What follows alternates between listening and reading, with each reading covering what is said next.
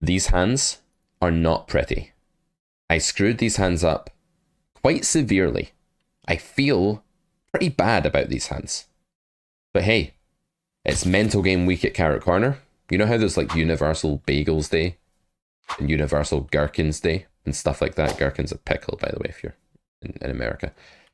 Well, why can't we make up a random arbitrary time to celebrate something today as working on your mental game? Because Jared Alderman, who is a mindset guru, does one-to-one mental game coaching.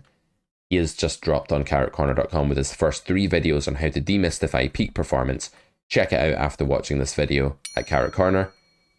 And don't forget, if you want to go all in on our stuff, then picking up the full scholarship, all of the grades of the Carrot Poker School 1, 2, 3 and E will get you 3-month subscription completely free. But let's look at some hands that I've really butchered, and let's continue this vulnerable Pete theme in honor of Mental Game Week. Let's go.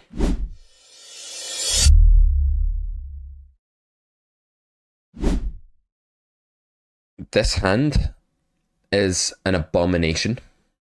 It's kind of the epitome of what happens when you have 7 seconds to act, when your mental game is not very good, and you were at your own stag do the weekend before and drank way too much alcohol and are trying to survive as like an old guy that drank too much alcohol, and decided to stream in the midst of all of this, which, as we know from Friday's video, is already a place where I find accessing my A game quite tough for the most part. And this is a work in progress, and there will be no sweeping mistakes under the carpet this year at Carrot Corner. I want to lead by example, and I want to show you guys how we should take accountability when things go wrong. So playing 100 Zoom here, villain is I think a good reg that opens the button, and we flat in the big blind with ace-8 offsuit. The flop is ace-10 deuce with a flush draw, and villain goes for a small bet. You can also go big on this flop, but this is fine. We call. The turn is a 4, villain goes b75. You can also go over bet on this turn, but this is fine. Solver's mixing both sizes here. We're going to look at that in just a second. We call again. Pure continue to this sizing. And the river brings the 4 straight, and villain goes for about half pot. So this is an interesting sizing from villain. I think sizing down on rivers that polarize the formally condensed range of the big blind of the caller is going to be a good shout. And villain's main value region here is going to be something like 2 pair, straights, maybe some very good ace-x, but I think that's getting very thin now on this run out. I don't know that ace-king, ace-queen should even be value betting here, even for this sizing. So our hand is a bluff catcher. So that means that it beats all of villain's bluffs and it doesn't beat any of villain's value bets at all. People aren't value betting with ace-6 here, unless they're fish. If you're value betting with ace-6 here, you don't deserve to play the game. But you probably already knew that. So we should call or we should fold because we have a bluff catcher. And there are certain hands in our range that are going to be raises for value. And those are going to be 5x for the most part. Pretty much exclusively 5x actually in this node. And there's going to be hands in our range that are raises as a bluff. And what you want to do here when you're raising as a bluff is you want to block a 5, right? You want to block the kicker of a 5. What's the kicker of a 5? It's not an 8, right? It's probably a king, or it's a queen, or it's a 6, or maybe a 7. But 8-5, 9-5, Jack-5, these are the hands that are less likely to open the button. But that's not all. What's villain's bluffing range in this spot? Well, what villain really wants to do here is unblock our folds. And so villain is going to want to bluff with hands that don't contain clubs, for the most part. And villain is going to want to bluff with hands that don't block, like king 10, queen 10, jack 10, what looks like our natural river folding range. So the cards villain is not going to bluff with here are going to be things like king queen, king jack, club club. The things villain is going to be bluffing with here are things like 8 high, like 8-7 or something like that. So when you do chaotic crazy shit in poker like this, you generally want to have pretty elite blockers, because in the theory of this spot, ranges get snug on this node, villain's continuing range to this raise is pretty unique. And so your blockers start to matter more as ranges filter down. Let's have a look in the solver at just how bad this is, and then we're going to come back and see what happened here. Did we get punished, or did we get away with this? Let's look at the sim first. Okay, so this is the sim. So villain's betting range on this river for this sizing. Let's just take a look at that first of all. It's mainly just this sizing, right? The overbet thing is reserved for like hands that are so few and far between that you can basically just ignore it and not do that. So as you can see, villain is not supposed to bet anything sub 2 pair here for value. Ace 4 seems to be the bottom of the range. That's the threshold for where your hand becomes too thin to value bet. We talk about thresholds a lot in grade 1 of the Carrot Poker School. They're one of the first things to start to learn and build a feel for. Ace 3 is checking, as you can see here. So that 2 pair is even checking back here. Even aces, because it's blocking so many calls of ours, is checking back at some frequency. Isn't it funny that ace 5 is pure betting? Sorry, ace 5 is a straight, but ace 4 is pure betting, blocking less calls, and ace is a stronger hand in absolute hand strength. It's checking sometimes, blocking more calls. It's actually indifferent between getting value and not. There are no donk bets enabled here, by the way, for us in this sim on the river. The bluffing region for villain is almost exclusively 8 high, 9 high, that sort of thing.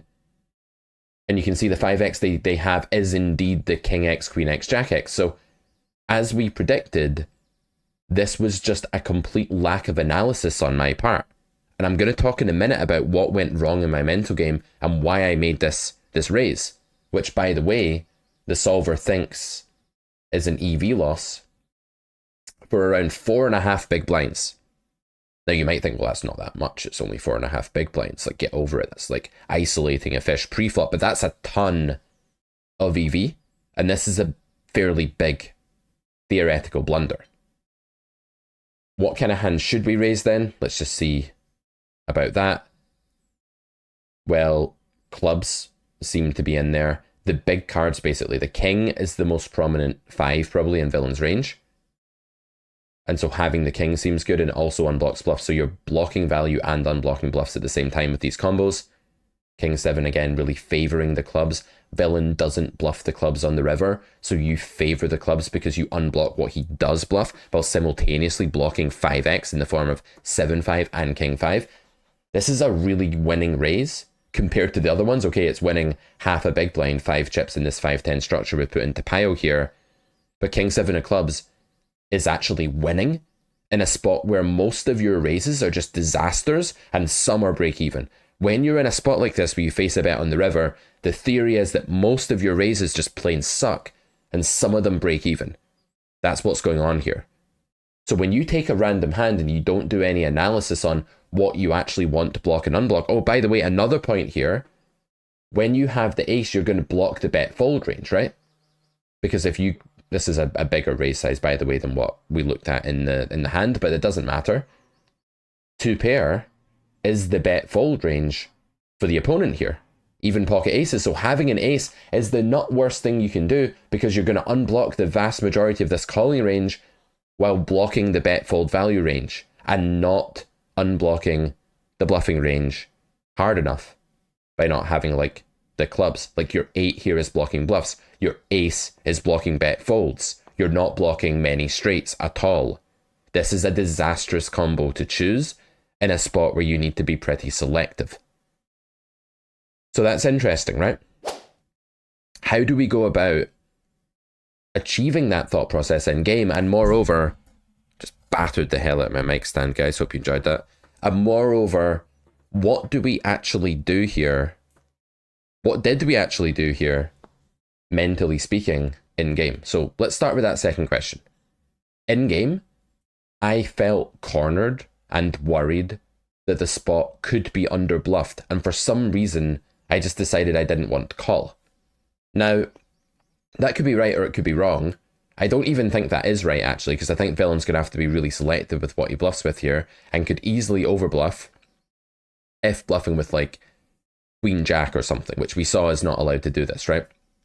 That said, I'm not convinced either way. Out of game, it's unclear to me whether this is overbluffed or underbluffed. I don't think it looks overbluffed. Continuous aggression on 4 straight rivers in grade E of the Carrot Poker School is typically pretty underbluffed. So I think that instinct's probably right that it's underbluffed, but in that case, I should just fold, right? And if I really want to do something, I should call. But if it's underbluffed, raising gets even worse. This is the part that makes absolutely no sense. I think my opponent's underbluffing, so I'm going to raise. This is just cornered animal syndrome.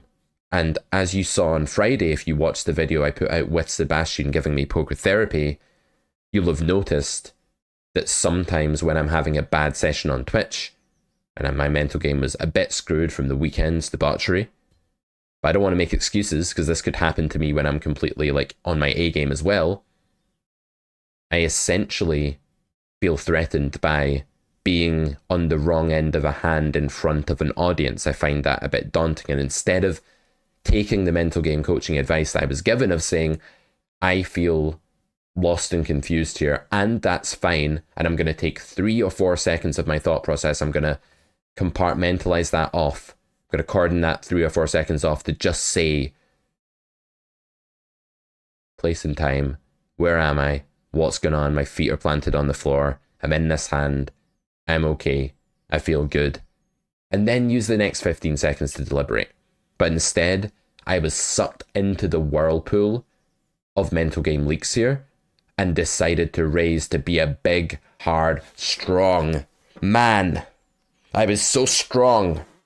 I was so powerful in this hand. I was so muscular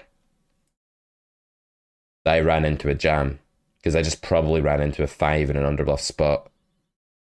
But anyway, we live and learn. I even had thoughts here of, this guy's leveling me. I should probably call it off because this guy's like, knows what I'm doing. This kind of like paranoia is something I get because I don't handle like drinking. Drinking's horrible, guys. Alcohol's pretty horrible, honestly. Like, it's kind of a net negative. Like, it really is. My personal opinion on drinking these days is that when you're in your mid-30s to late 30s like I am, it doesn't go well. Like, hangovers last a long time, and the psychological hangover lasts longer than the physical one by far. This is Friday now, and I last touched alcohol on Saturday of last week, and this is the first day I can honestly say I feel pretty good again. I feel pretty normal. So when you're an old dude like me, just be careful with that shit. Like, you can't process it like you used to. But anyway, I don't want to make too many more excuses. This is cornered animal syndrome. It's one of my mental game leaks. I didn't partition any time to process what was going on, and therefore I made a blunder. Let's look at another one that I think I really screwed up, because I'm sure you guys like this, right? Let me know what you think about this format in the comments. And by the way, I'm up for debating these spots in the comments in a civil manner. I hope you guys will see that this isn't easy for me to like put my worst stuff out there. And I hope we can talk about it politely, right? If you're going to come on the comments and be like, oh, you suck, look how bad you played. It's like, yeah, it's fucking obvious, man. I literally made the video about how bad I played. Bet you there's going to be some comments like that. The troll demons. This hand is absolutely stupid. Wait, I was told not to be so hard on myself, right? By you guys in the chat and by mental game coach Sebastian Wen. I'll need to speak to Jared about some of this as well, because we're doing a stream just before this video drops. So in that, maybe I'll bring up some of these spots or similar. Just basically harvest all the mental game coaching I can from these guys, you know, while they're working for Carrot Corner. Exploit the situation. This is a hand that, like, if a student showed me this, I would be like, instantly, this is a really basic fold to make. This is really basic. So the only way you can call in a spot where you know folding is correct and it's immediately obvious to you after the fact and out of game that folding is correct, regardless of result, by the way. Like, honestly, if a student brought me this hand, I'd right away be like, we need to fold. The only way a call like this can be made is if there's interference. There's like a rogue mental game thought process invading your psyche, and that's what happened here. I'll show you what happened, right? So we open Queen Jack, and this can only really happen to me when I'm playing my E or F game. I don't think this even happens in like Pete playing his C game kind of sessions. Villain calls in the big blind. We have Queen 5-4. We go for a small bet here. Small bet and check are both okay. This is going to be relatively high frequency bet, small sizing. Villain calls. the turn is the 9, you can go for b75. In game, I remember being a bit lost between, not lost, I was torn. I was like, can this overbet? I think it probably can, just about, as the bottom of the overbet range. And then king queen plus will be the most part of that. Maybe it's a bit too thin, I don't know. But probably what I should just do here is play a little bit of b75 or check and just mix. Or if I'm playing pure overbet only and simplifying that, I can pure check. But anyway, we roll a check here, we check back. And on the river, almost everything completes. And we block the stuff that doesn't. And this was my immediate analysis on Twitch right after this hand, after I pressed the call button against this bet. And this is a very hard spot to overbluff in, and the reason is that two things are true. One, it's difficult to have air. And two, I have a bluff catcher, right? This is the bluff catcher. So when it's difficult for the opponent to have air, and it's easy for them to have value bets, and you have a bluff catcher, you should usually just exploitatively fold. Not only is this exploitatively a fold, but I'd be willing to bet that in theory, this is also a fold. I haven't looked at the spot yet, but I bet you in theory this is a fold, because the jack of clubs is the heart of what villain is actually supposed to float with on the flop that can then bet the river. Yes, I'm talking about ace jack of clubs, king jack of clubs, jack 10 of clubs. Other than those hands, there really aren't many natural air combos, because if you think about it, 6-7 got there. Ace deuce got there. Ace 3 made a pair and may not bluff yet. This is a spot where villain's going to have to turn some degree of showdown value into a bluff in order to bluff often enough. And so this will be grossly underbluffed, and the 37% we need here, we're nowhere near against the human here. Like, there is no chance in hell that we have enough equity to call this bet or even close to it. But we called the bet. Why? Why did we do it? When you make a mistake in poker, you've got a few options. One, you can beat the shit out of yourself until you're miserable. I like to do that. I'm great at that. Two, you can sweep it under the carpet and be like, oh yeah, well, too far up in range, can't fold here because we've underplayed our hand. Oh, yes, we've underrepresented. Live players love to say this, guys, yeah? Live players. No offense. But you guys love to say, well, I'd underrepped my hand, so I had to call. No, that doesn't engage with EV. That's wrong. That's bad. It's very bad. But I did something akin to that here. It's something really weird in game, and I was like, man, because I could have value bet the turn thickly for b75, like it wouldn't have been close. And I didn't. And now I have a bigger absolute hand strength hand than I meant to have. I'm going to call. And also because I just folded to a similar line, and I made a good fold earlier to a similar line. But I'd folded. And I was on my mind that I just folded against a different opponent. Isn't the human brain so stupid sometimes, right? Isn't it just crazy how bad it is? And we made this call. But of course, well, not of course, we could have won here 20% of the time or something like that if the opponent's competent. The other problem here, by the way, is if your opponent's competent, they're probably still underbluffing this node. And if they're incompetent, they're probably just like grossly, egregiously underbluffing this node, because you've got to reach up into that showdown value to bluff enough in this spot. Okay, so this hand wasn't like as gruesome as the last two from like a blundering perspective, but what I did here was a different kind of mental game leak that was about not listening to my gut and just like letting the demons in my brain rampage, like letting those bad thought processes take over and drown out the good instincts. So at Carrot Corner, we talk about 3 different types of thought process in poker. Mode 1 thinking we describe as your instinct telling you what to do based on experience and just being more powerful than your conscious brain. Mode 2 is like logic, but mode 2 can kind of get in the way, because mode 2 often leads to overthinking, agonizing, too much detail. But mode 2 can be good when it's kept to a short, sweet, and succinct thought process that helps you reach a conclusion in game. And then we have mode 3. Actually, I may have reversed those. It's been a while since I've talked about this. But anyway, the other mode is basically acting on whims, desires, like some kind of drive to avoid something you're scared of or achieve something you feel like you need. It's all about need. It's all about survival. It's like fight or flight, basically, right? So anyway, we 3-bet ace-10 here, button versus cutoff. We get 4-bet, we continue. The flop is jack 10-7, and it goes check-check. On the turn here, I think check is just the most standard thing to do, and I think I'd rather check here, slightly. In game, I decided to go b33, but I don't really like this because we block ace-queen, ace-king. They've also bet by this point pretty frequently, and there are still plenty of checks here that we're losing to. I just think this is a bit thin, and we're reopening for a small bet when there's really no need to reopen. Okay, we don't hate bet folding this hand if raised, but against like queens or something, we do still have like a reasonable amount of equity. So I think check is probably better here on the turn. I'm not a big fan of this, to be honest. Villain calls. And the river is the 4 of hearts. Okay, so we're just planning on checking back, keeping it nice and small, going to showdown. Also, there's like king 10 in villain's range that we beat, I guess. But yeah, I think this is really quite thin on the turn. I think reopening for the sizing isn't great. We'll see what the solver thinks about it. I actually rolled the turn, by the way. I was going to check most of the time, and I decided to bet on a specific roll, which I think is a bit sloppy. You usually want to decide if you want to take a pure action carefully before you'd consider rolling. Villain then donk bets half pot on the river. And when I faced this, my first thought was, well, as he was tanking here, because he started tanking, and I thought, regs are just not going to bluff in this way. Like, if they have ace-queen, ace-king here, they're going to bet the flop or they're going to bet the turn.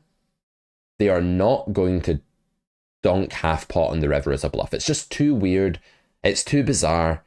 People tend not to bluff in really convoluted, weird ways. And I knew this was a regular, not like a random fish. I think in game, I ended up saying something like, well, you know, if it is a fish, but they're just not a fish. Like, I just had enough data on the player to think it wasn't. Okay, if you play this against a recreational player, you don't fold the river here. But against a reg, my instinct was screaming that this is just not a bluff. And that's a very strong thing to say, right? That something's not a bluff. And I don't mean literally not a bluff ever. But what my instinct is saying there is that we're going to lose too often, like unacceptably often. We're not going to win 22% of the time as we need to here. And you might look at this hand and say, okay, the turn bet's a bit dicey, but maybe the river call is fine. I actually think this is a bad bluff catcher. You're blocking ace-king, ace-queen, which are the only real bluff combos here. Ace-queen isn't even here like that often because it's calling sometimes pre. And I just think we're going to see some overpair here most of the time, or ace-jack or something like that most of the time for this line. And by most of the time, I mean like almost always. But my gut was just saying this donk that's taken about 15 seconds for villain to find, this is just not a bluff, like very often at all. And when I called, I was like, yeah, I knew that was happening. Not in a way where I was like psyching myself out, but I legitimately just instantly, strongly believed this was a value bet when I faced it. And that's mode 1 thinking. And mode 1 thinking is based on experience. It's based on knowing what's going on, and it's based on a lot of subconscious computation that you can't readily emulate in the conscious mind. And so you need to trust that because it's more powerful than you, where you is like the ego, it's the rational thinking self. It's weaker than the gut. The gut is stronger than the rambling conscious mind. And it's monologue. The monologue can go all over the place. It can lose focus. It can contradict itself. It can be too weak and slow. Whereas the gut reaction here is the thing I should be trusting. And I teach this a lot to people in one-to-ones. So that's what went wrong there. Let's quickly take a look at the solver here. Okay, so villain can play check here. They're probably rolling the flop in this case, I would imagine. Queens here is checking sometimes. Kings is checking sometimes. Ace-king, checking sometimes. Ace-queen is there quite a lot in this sim. Your sims may have ace-queen offsuit flatting more than this pre. I don't really know. But anyway, after check, ace-10 suited is squarely in the middle. It's just meant to check back. The turn card was the 4 of diamonds. I think this is going to pure check. I haven't looked at it yet. Yeah. So we are allowed to be 33, but we don't go as low as ace-10. We do bet king-10 though, because we're unblocking more of the ace-x that can check call that we beat. I guess, like the ace-queen. I'm guessing that's what's going on there. So probably it's not too much of a punt to go ahead and bet this hand. Like in EV, I'd imagine it's going to be kind of close. Well, yeah, it's about 3 chips, like a third of a big blind in a really, really big pot. So I don't hate this bet, but I think I should have stuck with my gut here that this was a bit too low, and a bit too thin, even for third pot. But we did bet, and we're not going to be able to see our hand here, but we'll be able to see what villain should do on the river. And the reason villain can lead the river here, by the way, with a hand like queens, is that this is one of the amazing rivers for villain's range. Like, this makes their overpairs incredible, right? The Four of Hearts river. Okay, he's never meant to donk bet, apparently. He's never even meant to play queens this way in the first place. He's meant to check raise the turn pure. But I just think people slow play too often on these boards. They get too freaked out. They just don't adapt enough to the fact that you're betting third pot and it's a low SPR, and they don't deny enough equity, actually. On the turn, they should be denying a lot of equity against this bet, raising 18-19% of the time. If villain did lead for half pot, our hand is not meant to be in there. King 10 is meant to either call or raise, but this sim is super broken, right? We can't trust this sim. I think once villain has played a range that contains loads of overpairs this way, it makes sense to lead the 4 river. The reason the pile solver isn't doing it is that it doesn't check call overpairs on the turn to this small bet. So that's super interesting. This is a spot where, to summarize, we've definitely gone ahead and really leveled ourselves here by overthinking a spot where we had a really pure, distinct idea that the opponent just had a hand like this. Because I know these hands are overrepresented in Pool's range here, compared to what they should be. Anyway, I've owned up to 3 hands. I've tried to explain what I've done wrong here so that you guys can avoid similar pitfalls if you want to continue working on your mental game. Jared Alderman's first 3 videos are live. His Demystifying Peak Performance series is a go on Carrot Corner. Check it out over there. And let me know what you think if you do. If you do subscribe there, there's loads more stuff coming soon. We have another really high stakes player, like a Nosebleeds player, coming to Carrot Corner soon. And we have a bunch of other people you may have seen, like the Indian Destroyer Akshar Patel coming as well, that you might have seen on our streams and YouTube videos in the past.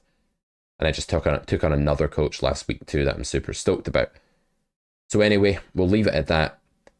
Vulnerable Pete's probably going to go away for a while now, and we'll do some more confident analysis and hopefully find our A game. I do feel like it's been super cathartic and helpful talking about these problems. And again, if you didn't see my therapy session with Sebastian Wen, go back and check that out. That was on Friday. I think you'll really like it. And I'll see you soon for another video. Bye bye.